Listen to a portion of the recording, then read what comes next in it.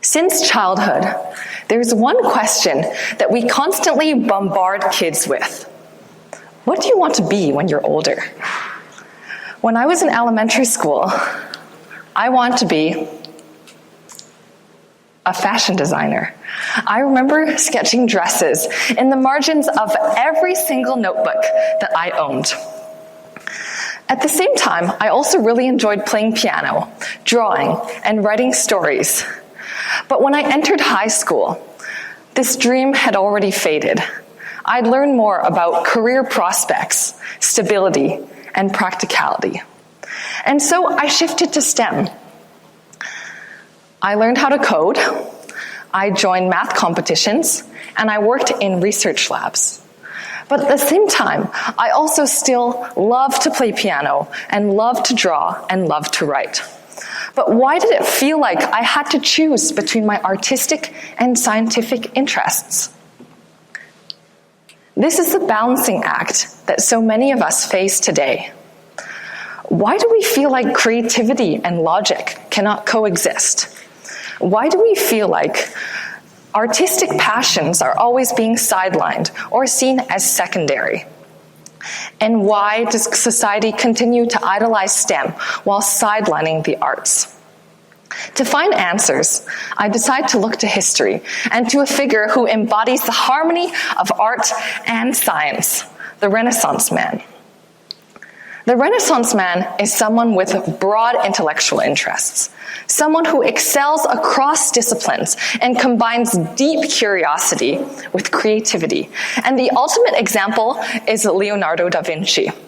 Da Vinci was an engineer, an anatomist, an inventor, and most importantly, the artist behind the Mona Lisa. He believed that art and science weren't two different paths, but rather one pursuit to understand the world in all of its forms. When I first learned about the Renaissance man in grade 10 history, I felt oddly seen, because I'm someone with a lot of interest in both art and science. But the older that I get, the more pressure that I feel that I should pick a lane. It wasn't always like this, though. So what happened? During the Industrial Revolution, society began shifting towards prioritizing efficiency and automation. Disciplines became more structured and rigid. Universities started to group these disciplines into streams, different majors, like arts and science, humanities and engineering. Meanwhile, Romanticism emerged in the arts, and poets like William Wordsworth wrote poems that valued emotion and individual expression over rationality and structure. These differences soon became a cultural split between art and science, and the subjective versus the objective.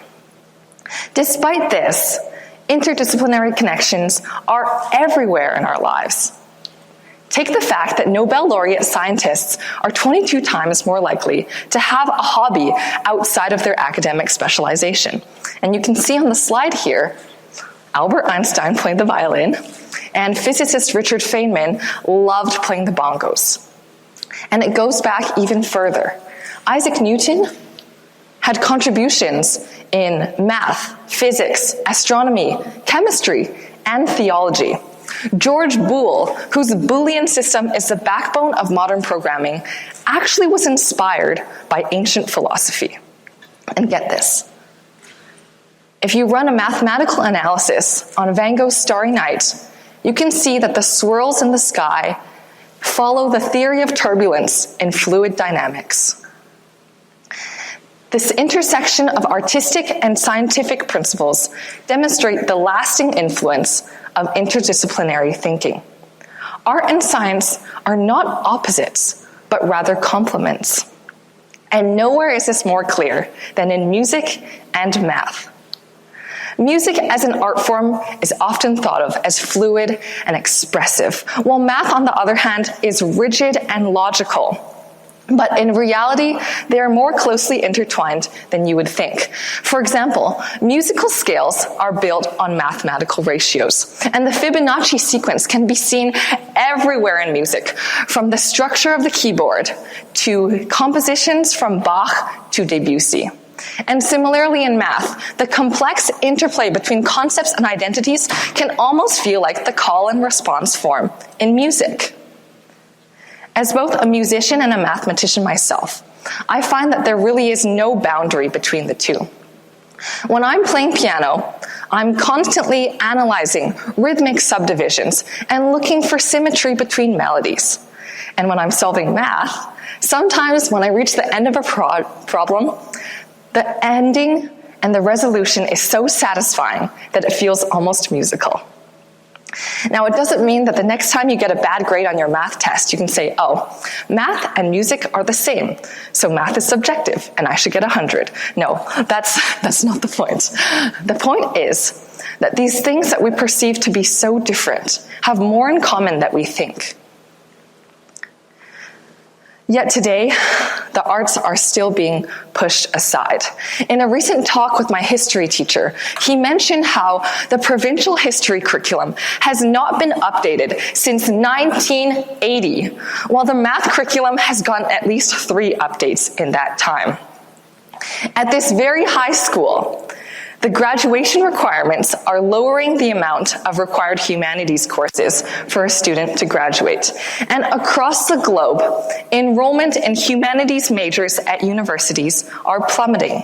They are labeled impractical, despite the fact that they are teaching skills like ethical reasoning, communication, and critical thinking, skills that we need more than ever in the age of AI and automation. The best scientists are also artists. The best scientists are also thinkers and philosophers. We cannot keep reducing education to economic utility, and we cannot keep abandoning the arts. And so, we are at a crossroads. The way that we view education and career paths today will shape how we can innovate tomorrow. By treating the arts and sciences as separate, we're limiting our ability to effectively problem solve and create and push the boundaries of what is possible. And so we must step towards systematic change. And it starts with stepping outside your comfort zone, exploring subjects that maybe are outside of your primary interests. By breaking the barriers between disciplines, we can step toward a more advanced, a more understanding, and a more creative world. And so, in a world where STEM salaries are more than double those of the arts and humanities, we cannot lose the skills that make us human. The ability to see beyond just numbers and formulas, and the ability to be empathetic are the skills that have driven the progress of the human race for centuries.